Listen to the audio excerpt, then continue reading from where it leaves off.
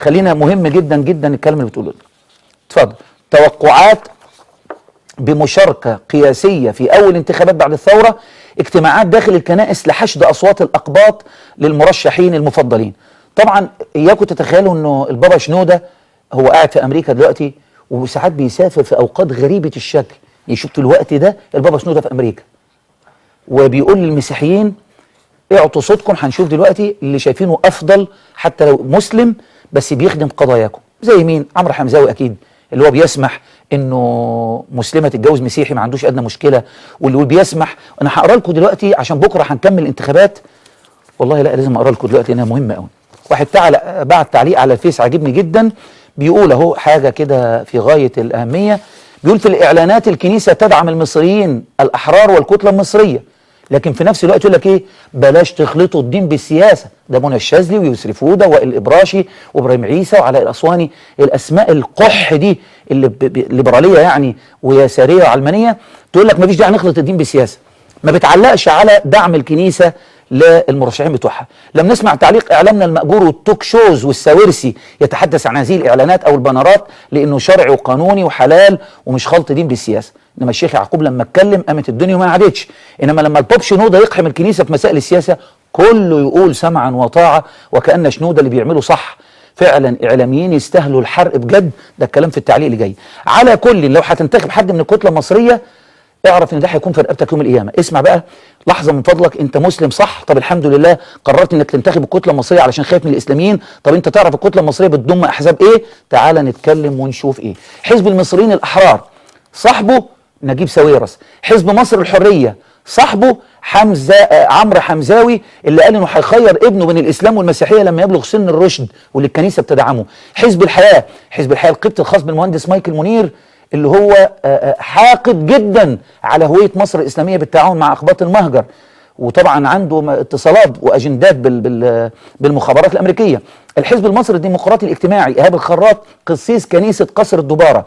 طبعا الحزب ده فيه مين؟ خالد منتصر اللي قال ايه دخل الله بالسياسه، واللي عايز ولادنا الصغيرين يتعلموا الجنس في مدرسه. نبيل شرف الدين اللي ما بتلاقيهوش الا لما يكون في كلاشات مع المسيحيين، واللي قال عن نفسه انا جدي اسلم وما اعرفش جدي اسلم ليه. وعماد جاد صاحب مقوله نريد الغاء الماده الثانيه من الدستور من عقول المسلمين قبل ما نلغيها من الدستور. وفاطمه نعود، وما ادراكم ما فاطمه نعود اللي بتقول ان القران الكريم بيناقض بعضه وان مصر محتله تحت غزو عربي. وابو الغار الذي لا يؤمن بوجود اعجاز في القران، ومحمد غنيم ولطيف شاكر وفرد زهران وحازم الببلاوي. حزب التجمع الوطني التقدمي الوحدوي طبعا في مين ده؟ الدكتور رفعت السعيد اللي كان ابنه معايا في الكليه في السكشن، خالد رفعت السعيد، وكان بيفطر زي ما قلت لكم في رمضان عادي خالص. ونقول له يا ابني انت مش صايم؟ يقول لك عادي احنا في البيت بابي ومامي عادي عندنا غدا يعني هنروح يتغدى. ده الاشتراكيون والشيوعيون والناصريون والقوميون وبعض الليبراليين، ومعروف توجه الحزب الرافض للمرجعيه الاسلاميه. حزب التحرير المصري ده حزب صوفي على راسه الدرويش الكبير علاء ابو العزايم شيخ الطريق العزميه، واكبر المتحالفين في مصر مع نجيب ساويرس، واللي اداله جايزه رجل جايزه السنه الهجريه مش عارف السنه اللي فاتت، ورجل العام، واتصالاته بالشيعه ومروحه ومجيه لما يتحول للتحقيق من المجلس العسكري. ان شاء الله اتمنى انه يعتقل، والله العظيم مش بهزر، على اجندته مع الشيعه يعني، او انه يتلم ويقعد بقى يتدروش كده ويسبح في السيده زينب والحته دي بعيد عن السياسه. حزب الجبهه الديمقراطيه حزب تقدمي ليبرالي مصري تم الموافقه عليه سنه 2007 ايام صفوه شريف وكان رئيسه الدكتور اسامه الغزالي حرب، اللي هو بيقول ليه العسكري ما يحكمناش كمان 3 4 5 سنين. حزب الوعي احد المؤسسين ليه شادي الغزالي حرب اللي بيقول على الاخوان المسلمين هم الحزب الوطني الجديد وكثير الكراهيه الاسلام، هو وابوه عمه اسامه الغزالي حرب، وصاحب فضيحه شراء اصوات التوكيلات التي نشرت على شبكه الانترنت. الحزب الدستوري الاجتماعي الحر حزب سياسي مصري ليبرالي اسسه ممدوح ناوي. حزب المؤتمر الشعبي الناصري اشتراكي قومي ناصري. الحزب الشيوعي المصري حزب شيوعي، وطبعا الشيوعيه كل سنه وانتم طيبين. الحزب الاشتراكي المصري حزب اشتراكي قومي. حزب المساواه والتنميه بتاع الفنانه تيسير فهمي، وطبعا الفنانين وعلى راسهم عمرو واكد اللي بيقول لك مجلس عسكري ومش عايزين انتخابات والكلام ده كله. بقول له يا عم عمرو ده انت كنت بتعمل مع مخرج اسرائيلي، خلاص نزلت ميدان التحرير بقيت وطني. هي اجندات وخلاص يا جماعه. كنت بتعمل فعلا مع مخرج اسرائيلي، لو كان عندك ادنى احساس بوطنيتك كنت ترفض هذا الكلام.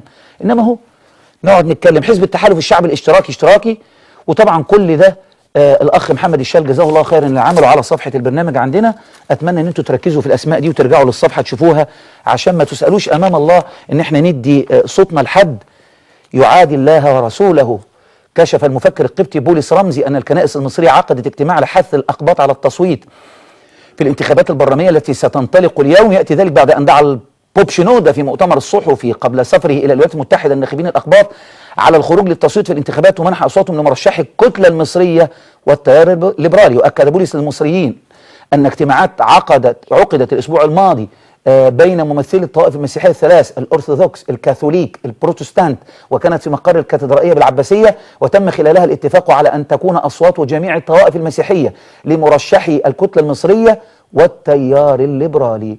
من جهته توقع المفكر المسيحي كمال زاخر اقبال الاقباط على التصويت بكثافه ستنطلق بكثافه لا تقل عن 80%، واكد ان ذلك ياتي بعد استعاده الناخبون الثقه بانه لن يتم تزوير اصواتهم.